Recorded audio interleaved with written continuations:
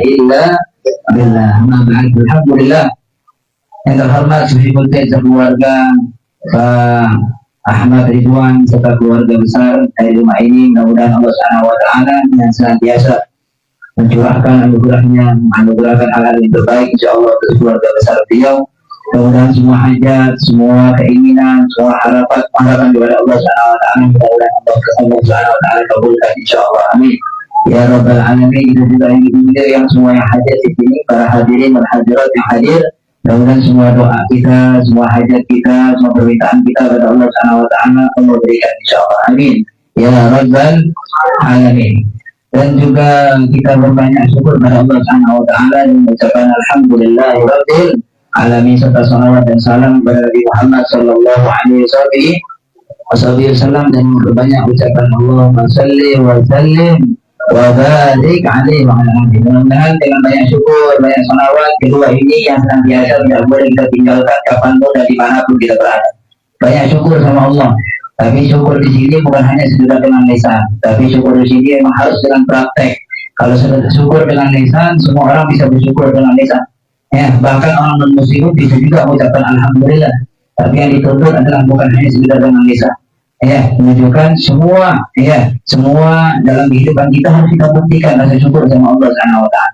Ya, terkadang lisan kita bisa syukur, tapi perbuatan belum tentu bisa bersyukur. Terkadang ucapan kita bisa mengucapkan kebaikan atau mengucapkan memuji Allah, tapi juga perbuatan kita terkadang bertolak belakang dengan apa yang kita ucapkan. Tapi syukur itu adalah bisa menggabungkan beberapa hal yang dituntut oleh Allah Subhanahu wa taala. Nah, yang pertama adalah syukur yang disebutkan yang diminta oleh Allah Subhanahu wa taala kepada kita adalah syukur bil lisan. Syukur dengan lisan. Mengucapkan alhamdulillahirabbil alamin. Dan disebutkan Nabi bersabda, ya ma an'amallahu ala abdin ni'matan. Tidaklah Allah Subhanahu wa taala memberikan nikmat kepada seorang hamba, pada satu nikmat. Kemudian dia mengucapkan alhamdulillah, dia ucapkan alhamdulillah terhadap nikmat yang Allah berikan pada dia. Faqad adda syukraha, maka sungguh dia telah menunaikan syukurnya sama Allah. Jadi orang yang diberikan nikmat tapi kemudian dia tidak mengucapkan alhamdulillah, maka dia tidak termasuk orang yang syukur sama Allah. Meskipun tadi bukan hanya sekedar lisan, tapi lisan dituntut oleh Allah Subhanahu wa taala juga untuk membuktikan syukurnya. Untuk membuktikan syukurnya. Syukur bil lisan, syukur dengan lisan. Bukan hanya dengan lisan. Yang kedua adalah syukur bil arkan, syukur dengan perbuatan. Syukur dengan anggota tubuh kita. Syukur dengan anggota tubuh gimana maksudnya? Yaitu melaksanakan apa yang diberitakan oleh Allah. Segala apa yang diberikan oleh Allah kemudian kita gunakan untuk ibadah, kita gunakan untuk mengabdi sama Allah, kita gunakan untuk mematuhi perintah Allah Subhanahu wa taala. Berbagai macam bentuk apapun yang kita miliki semuanya kita arahkan untuk Allah. Kita arahkan untuk ibadah, itu tanda syukur. Dikasih oleh Allah Subhanahu wa taala punya mata, tengok Quran. Punya mata, tengok kitab. Punya mata, tengok hal yang baik, tengok Ka'bah, tengok orang tua dengan pandangan kasih sayang, tengok sama musyrik dengan pandangan kasih sayang rahmat. Bisa itu sehingga fungsi matanya difungsikan dengan baik dan itu tanda syukurnya. Allah kasih kaki digunakan untuk jalan ke majelis taklim, digunakan dikasih oleh Allah Subhanahu wa taala kaki digunakan untuk tempat yang halal yang baik. Allah kasih tangan diayunkan untuk tempat yang baik, digunakan kemudian untuk menulis suatu hal yang baik, difungsikan kemudian untuk memberi, memberikan sedekah atau memberikan bantuan kepada orang lain. Sehingga tangannya berfungsi untuk hal-hal yang baik, tangannya berfungsi untuk ibadah kepada Allah Subhanahu wa taala. Diberikan kekuasaan, dia punya kekuasaan yang dia kuasai dengan tangannya, dia bisa tanda tangan dengan hal-hal yang baik yang berhubungan dengan ibadah kepada Allah, yang berhubungan dengan mendukung syariatnya Allah Subhanahu wa taala dan Nabi Muhammad SAW. Sehingga tangannya bersyukur sama Allah, tangannya bersyukur dan semua anggota tubuh yang lainnya begitu. Syukur dengan anggota tubuh. Dengan menggunakannya untuk ibadah kepada Allah Subhanahu wa taala. Itu yang ketiga adalah syukur bil janan.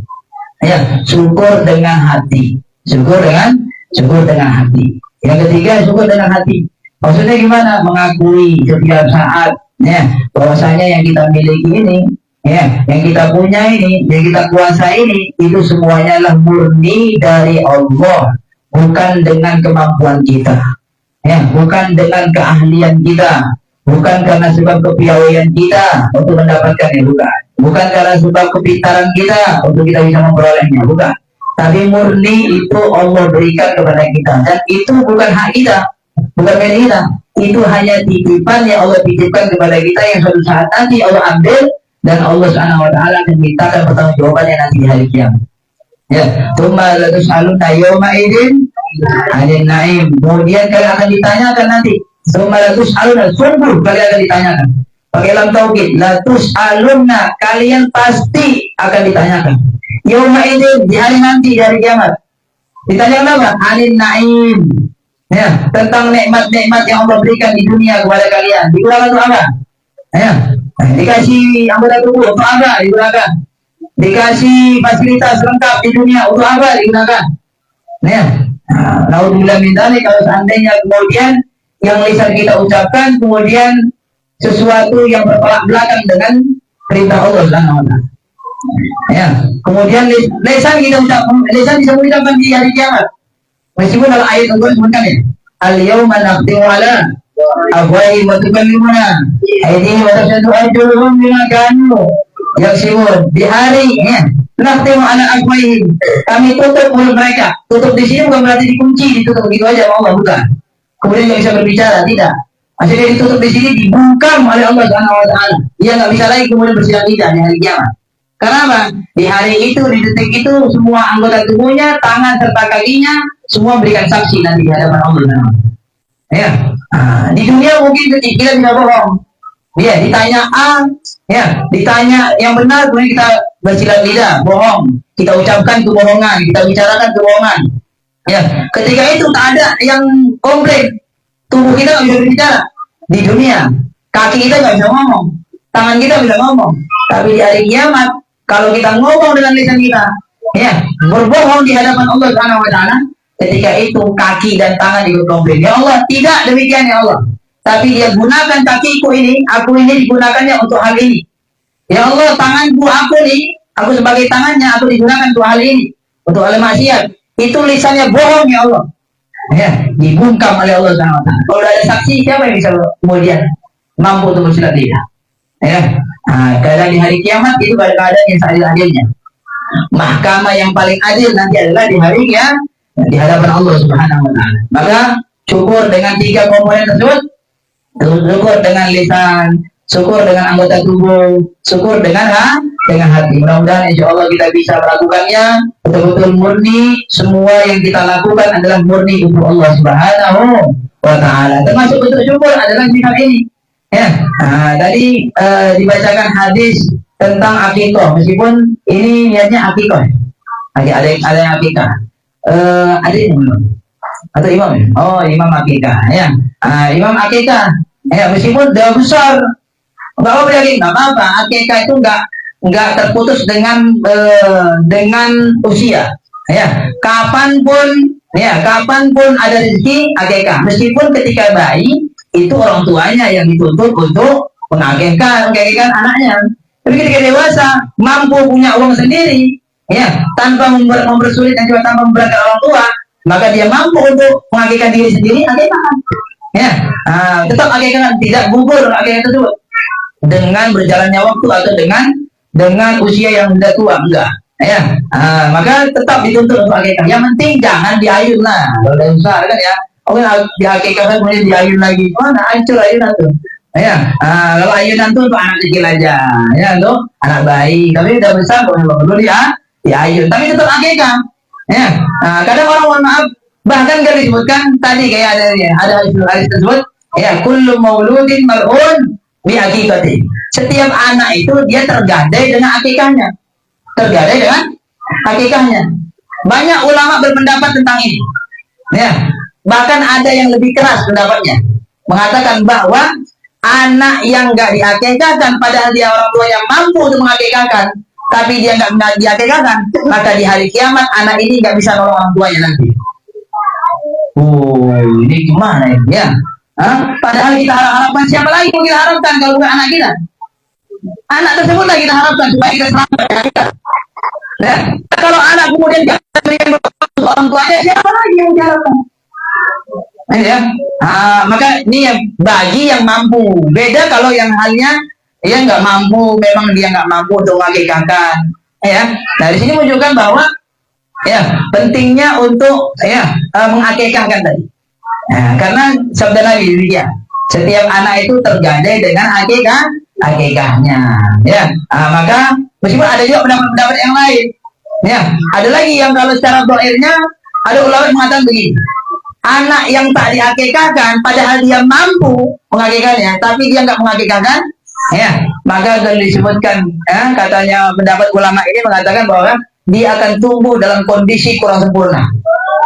Tumbuhnya kondisi sempurna. Allah alam kesimpulannya di sini bisa jadi kemudian mungkin tumbuh jasmaninya yang kurang sempurna. Berhasil sudah? Ya, menunjukkan kuatnya akikah ini. Kuatnya akikah. Ya, maka yang belum akikah tetap ya nabung sedikit. Jadi bisa akikah. Ya, mungkin mohon maaf kita nggak nyalakan orang tua, nggak nyalakan orang tua kita di masa kecil nggak akikahkan. Ya mohon maaf saya pun juga akikahnya udah tuanya, udah sekitar berapa kira-kira 10 tahun yang lalu, ya atau berapa bulan 10 tahun yang lalu saya akikah. Jadi juga ya udah besar baru karena rumahnya, ya orang rezekinya masih ada di situ kok. Ya dulu orang tua kita banyak anaknya, mau diakikahkan satu-satu, ya di mana?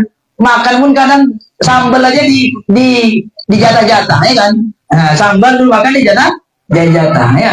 Kalau jam sekarang alhamdulillah semua dimudahkan oleh Allah. Ya, anak mau makan 3 kali, 4 kali, 5 kali, 6 kali, 7 kali sampai 10 kali pun, ya, selama anak tadi tengok orang tuanya selera, makan aja habiskan dah. Orang tua dulu, ya, karena mungkin kesederhanaan atau karena sebab memang ekonomi juga orang tua, sehingga mungkin anaknya 10 dibagi jatah.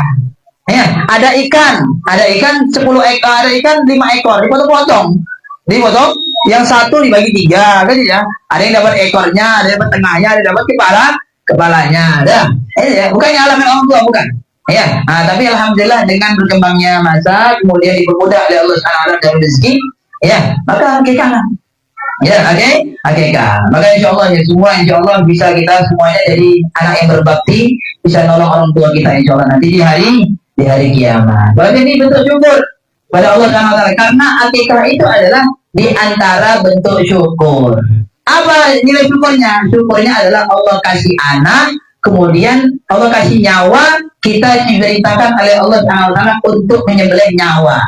Yang kita nyembelih adalah bukan nyawa manusia. Yang kita sembelih adalah nyawa hewan. Nyawa hewan, ya. Nyawa hewan yang diberitakan, bukan manusia. Kalau seandainya manusia kayak Nabi Ismail gimana ya? Enggak tega gitu ya. Kemudian ada anak 10, kemudian satu dikorbankan, satu disembelih. Ya, ini nggak tega kita kalau syariat ini.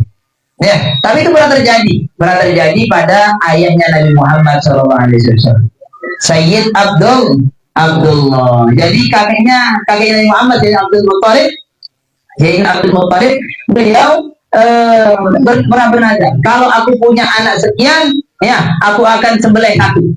Ya, nazar dia, sembelih. Dapat anak, ya, sekian puluh, ya, disembelih sebagaimana nazarnya diberitakan untuk disembelih satu.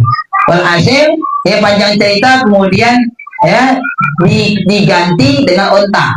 Ya, yang mana yang keluar? Yang keluar tetap nama Abdullah, diganti dengan satu onta. Abdullah keluar, ya. Kemudian diganti lagi dengan 2 onta. Ya, yang undi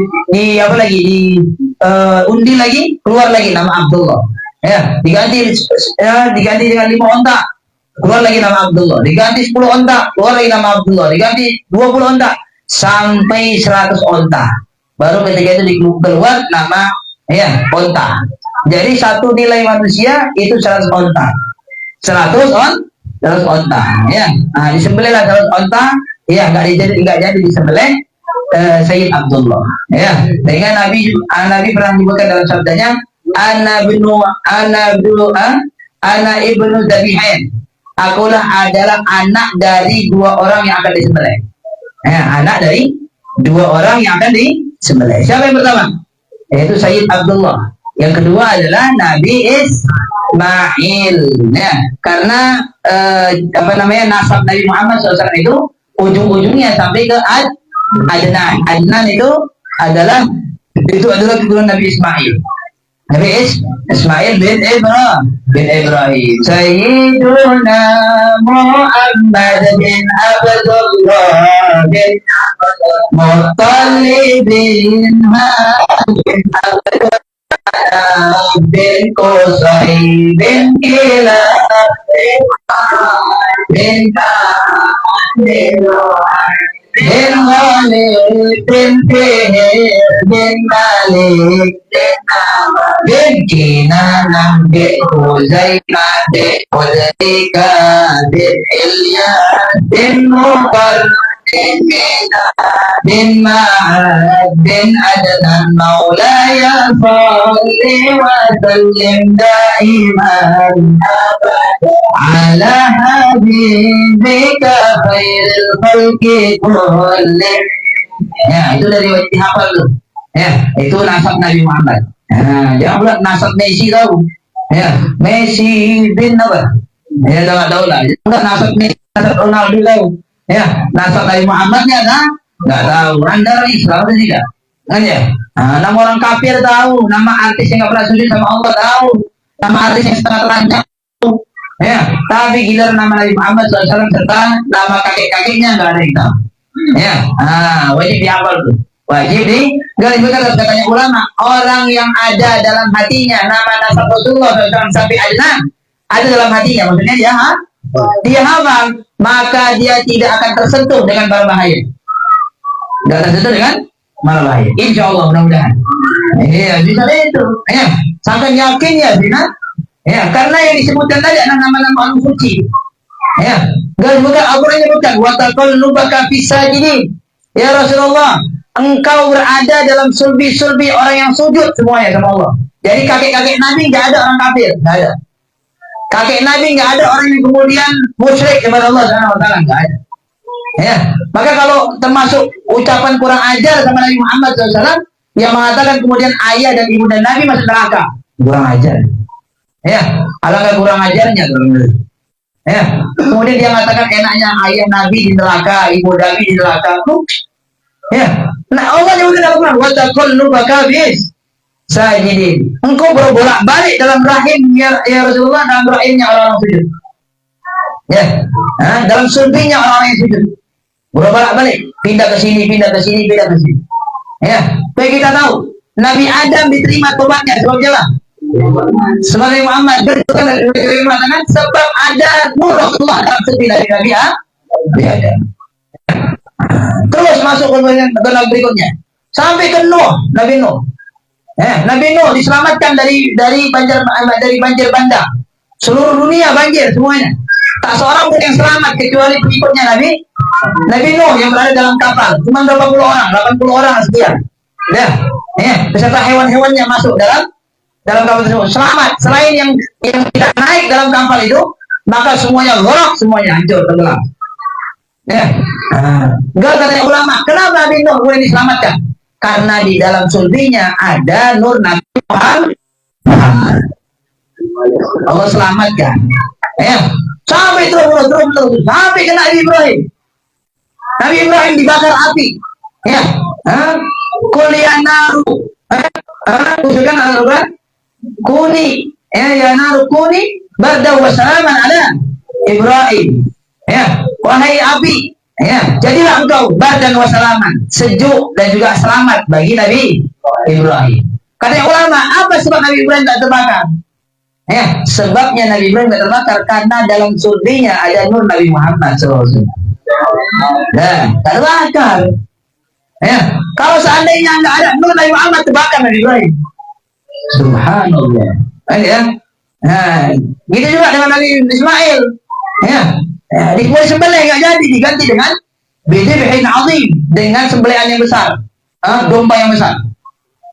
Kenapa diganti oleh Allah? Karena dalam sulbinya Nabi Ismail ada nur Nabi Muhammad SAW. Dan terus menerus sehingga semuanya para anbiya diselamatkan oleh Allah Subhanahu wa taala karena dalam sulbi mereka ada diletakkan terlebih dahulu berpindahnya nur Rasulullah Sallallahu alaihi wasallam. Terus kemudian nur Rasulullah ada dalam Sayyid Abdullah, nur Rasulullah ada dalam Sayyidah Aminah, ibunda Nabi, kemudian dimasukkan dalam neraka gitu. Rasanya tidak pantas. Rasanya tidak pantas ucapan sebesar itu. Ya, maka ya dengan kumpul sebesar ini, ya dengan keluarga Nabi Sallallahu Alaihi Wasallam. Ya, itu masih kalau ditanya dalilnya, banyak-banyaknya dalil menyatakan tentang ibunda dan juga ayah Nabi Muhammad SAW itu selamat di awal neraka. Karena beliau termasuk juga diantaranya beliau termasuk orang al-fatrah. Ya, orang al-fatrah yang sudah dijamin oleh Allah Subhanahu Wa Taala. Ya, kami tidak mengadab ya mereka hatta nab'atsa bihim rasulah, sampai kami utus rasul pada mereka. Selama rasul belum diutus, maka mereka termasuk di antara orang-orang ahlul fatrah yang diamankan adab dari Allah Subhanahu wa Ta'ala, yang tidak disiksa. Nah, ya, ini mobil khusus nih, sebentar lagi besok ya kita masuk ke Rabiul Awal. Ya, itu Rabiul Awal adalah bulan hari lahirnya Nabi Muhammad Sallallahu Alaihi Wasallam. Ya, supaya kita lebih kenal dengan Nabi, supaya lebih cinta dengan Nabi, supaya lebih rindu dengan Nabi, ya, supaya lebih kemudian lebih mendapatkan Nabi, lebih mengutamakan Nabi, lebih mengutamakan berita Nabi dibandingkan berita yang lainnya. Ya, berat. Ya, berat kecintaan dengan Nabi, berat hubungan dengan Nabi Muhammad. Amalkan banyak-banyaknya ajaran Nabi. Ya, enggak disebutkan ya, kalau tanda cinta dengan Nabi adalah mengikuti Nabi. Mengikuti Nabi. Allah menyebutkan qul in kuntum tuhibbunallah, oleh Allah karena cinta sama Nabi. Ya, karena ikut sama Nabi, maka dosa diampuni. Ya, kalau ada orang tanya, ini acara pengajian apa? Acara apa ini? Kok misalnya santri-santrinya kok pakai gamis-gamis, pakai sorban-sorban? Ini kami ikut Nabi. Ikut Nabi. Sorban lah, jadi pakai Nabi. Nabi sorban. Ya, Nabi pakai sorban. Ya, Nabi pakai jubah. Terus bukan? Ahabus tiap. Ya, ilayya kata Nabi. Pakaian yang paling kucintai kata Nabi adalah al-gamis, adalah gamis, ya, pakai gamis, pakai lidah. Ya ini santri. Lah kalau santri kemudian pakai baju kotak-kotak, gimana? Ya, kita nggak nyalakan baju kotak-kotak, bukan. Kita nggak mencemooh atau tidak meremehkan orang yang pakai baju ini, baju itu, tidak. Ya, tapi kalau bukan santri yang menghidupkan sunnah Nabi, terus kemudian siapa mau diharapkan? Yang ikut sunnah Nabi Muhammad SAW. Ya, kumpul-kumpul sunnah Nabi, sahabat juga ikut ngaji sama Nabi, kumpul-kumpul sama. Terus baca sholawat sunnah Nabi, ya Nabi nyuruh. Nabi nyuruh. Khusus termasuk juga khusus di bulan Maulid, ya, di bulan Rabiul Awal banyak sholawat sama Nabi. Ya, Nabi sendiri merintahkan untuk banyak sholat. Haitsu ma kuntum aktsiru minas sholati alayya. Ya, dimanapun, kapanpun kalian berada, perbanyak salawat sama aku. Allahumma sholli wa sallim. Itu. Ya, dan banyak dalilnya, sebanyak-banyaknya. Ya, kalau disebutkan Nabi bersabda, ya, ma min muslimin yusallim alayya illa raddallahu alayya ruhi li arudda alaihi salam. Ya, tidak ada seorang muslim pun yang mengucapkan salam sama aku kecuali Allah kembalikan rohku kepadaku untuk aku jawab salamnya dia. Untuk aku jawab salamnya. Ya, ketika kita ucapkan Allahumma sholli wa sallim barik alaihi wa alihi, Nabi kemudian menyampaikan salam begitu. Nabi jawab saya salam kita. Yakin, saya yakin. Kita lebih percaya dengan sabda Nabi. Kita juga sebutkan, amal-amal yang lain. Allah merintahkan kita sholat, wajib sholat, tapi tidak ada cerita Allah sholat. Ya Allah sholat di mana? Ya kan? Allah sholat kemudian di mana? Di arah mana Allah sholat?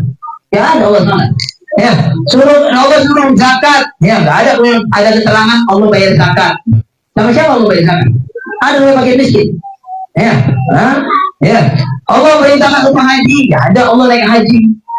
Ya ada Allah naik umroh. Ya kan? Orang umroh nggak ada. Nah, tapi ketika giliran perintah sholawat, ya, nah Allah sebutkan pertama kali adalah dirinya sendiri.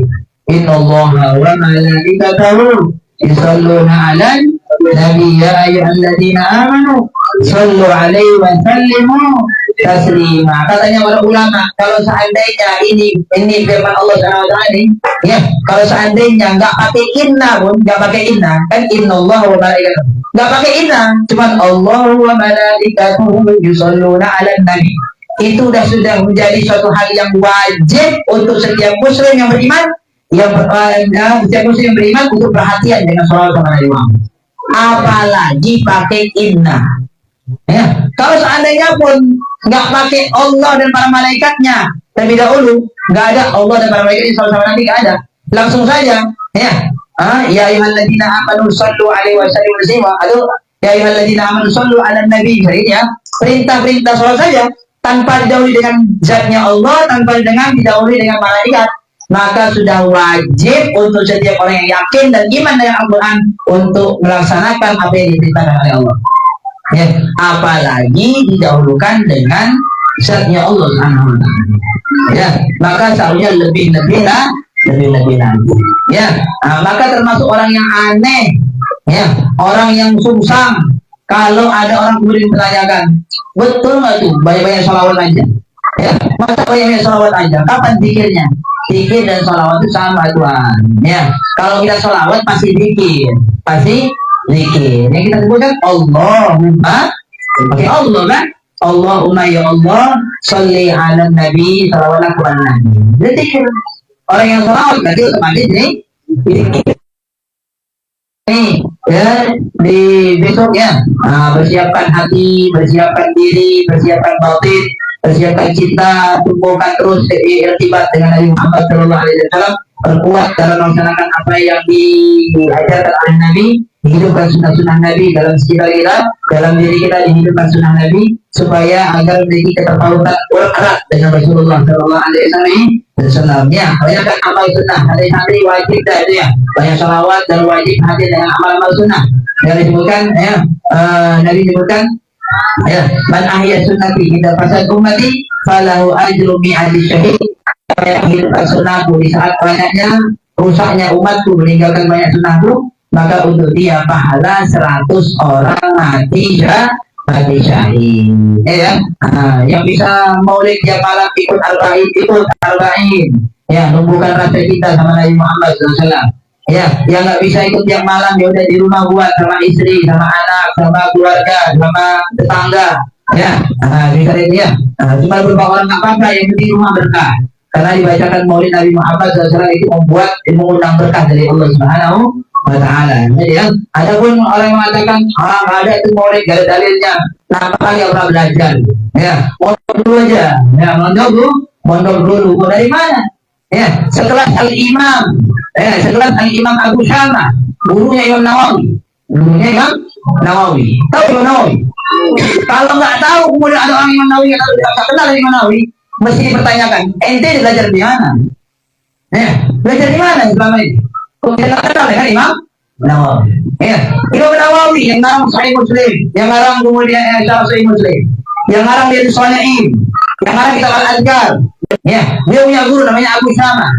Ya, katanya Abu Syama, di antara hal yang baik untuk diamalkan di zaman kita saat ini adalah yaitu mengadakan Maulid Nabi Muhammad SAW. Beliau katakan ini adalah suatu hal yang mustahsan, yang dianggap baik. Ya, ini kalau bisa dianggap bid'ah pun bid'ah baik. Loh, ada rupanya bid'ah baik. Sekelasnya Abu Syama saja, ya, mengakui adanya bid'ah hasanah. Sekelasnya Imam Nawawi saja mengakui adanya bid'ah hasanah. Kita lebih percaya dengan Imam Nawawi dibandingkan sekarang nih. Ya, hasanatan. Ya, barang siapa yang membuat sunnah yang baik, maka untuk dia pahala semisal orang yang mengamalkan sunnah tersebut tanpa dikurangi pahalanya oleh Allah Subhanahu wa taala. Gitu dalam hadis. Man sanna sunnatan sayyi'atan. Siapa yang buat sunnah yang buruk, itu sunnah yang buruk. Berarti ada, ya, dia buat, berarti kan bid'ah. Membuat sesuatu tapi yang buruk. Membuat sesuatu tapi yang baik. Nabi yang bagi. Ada bid'ah hasanah, ada bid'ah sayyi'ah. Ya. Tapi pastinya mohon maaf, maulid bid'ah ini. Bid'ah hasanah bagaimana Imam Abu Syama menyatakan, ya, joget-joget kayak di TikTok tuh nggak ada, alhamdulillah nggak ada di sini. Ini ya, nggak ada kemudian joget-joget tuh, kumpul-kumpul, kemudian laki-laki perempuan joget tali tripping, nggak ada. Ya, nah, di sini bersih, insya Allah nggak ada hal-hal yang mengurangi. Ya, bagi-bagi bid'ah. Ya, banyak di antara dibagi. Bid'ah di antara yang dia bagi adalah dia bedakan bid'ah dunia sama bid'ah akhirat. Siapa yang bisa dia bagi yang pertama kali yang membagikan bid'ah dunia bid'ah akhirat? Oh, itu kan bid'ah dalam dunia. Ya, katanya kalau nggak ada zaman Nabi maka bid'ah. Ya, kita tanya, ente pakai celana cingkrang itu gimana? Ente pakai baju misalnya sekarang ini, itu bagaimana? Ada Nabi contohkan? Ya, ada. Kalau ditanya, ya, nggak ada, ini kan bid'ah dunia. Siapa yang bisa yang beda-beda antara bid'ah dunia dan bid'ah akhirat? Ya, meskipun mohon maaf, celana cingkrang bagus, ya, maka kita enggak, kita lebih memilih untuk memperbaiki zahir dan juga memperbaiki batin.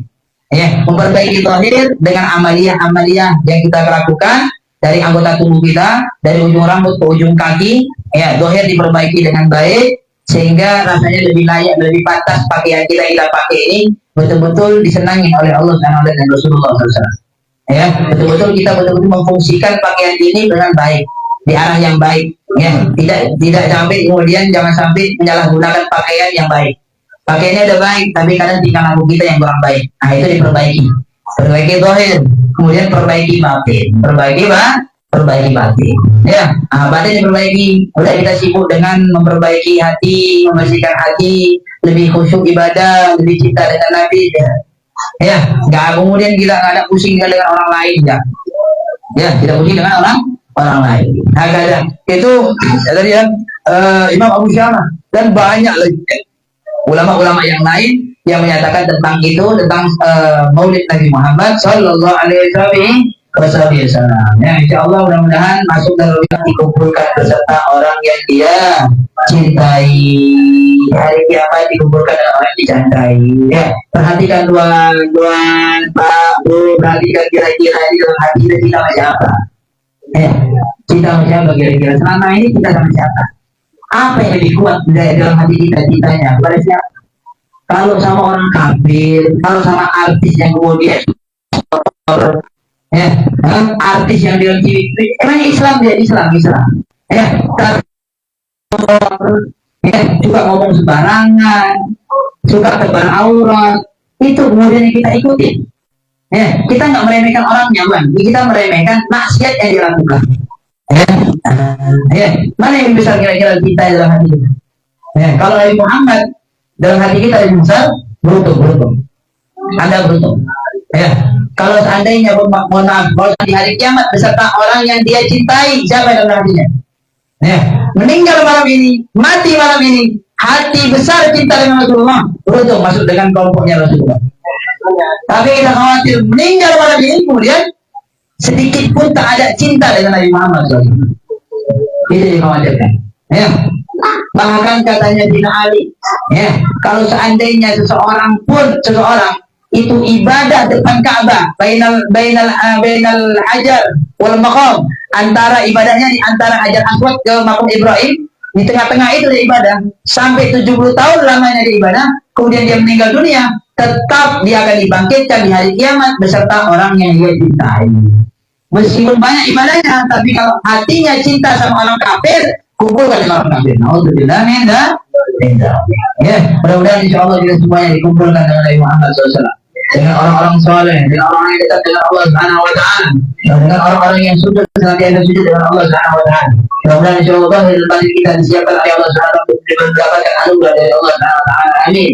Ya Rabbal Alamin. Mudah-mudahan semua hajat, semua keinginan, semua harapan, semua doa dikabulkan oleh Allah Subhanahu Wa Taala dari sahibul dan sekeluarga, dari kita semua yang hadir. Insya Allah mudah-mudahan semua doa kita dijabah oleh Allah Subhanahu Wa Taala. Amin ya Rabbal Alamin. Rabbina wa adana wajibna bima tabi'una narbu aidi fadlina warjuna lilwa'ina illa mutawassilina bika ilayhi da'ana mukarima biki wa zawidaya wadudu bin ilahu abana ablana wa ilaha man waka wa man wa wal muhina wa jabirana وبالوجود وغالبا أوصانا سائل بجمعنا بين يديك أنت ولكن أجيب لنا واسمع بفضلك يا سميع دعانا وسجد رسولنا فتبقى ببدع الأرض واقطع كل من عادانا وانظر إلينا رضوانا يا نبي واجمعنا وأبلغنا في ذلك الجنة بالمصطفى صلى عليه وآله ما حركت ريح السماء سبحان ربك رب العزة عما يصفون سلام على المرسلين والحمد لله رب العالمين إن الله وملائكته يصلون على النبي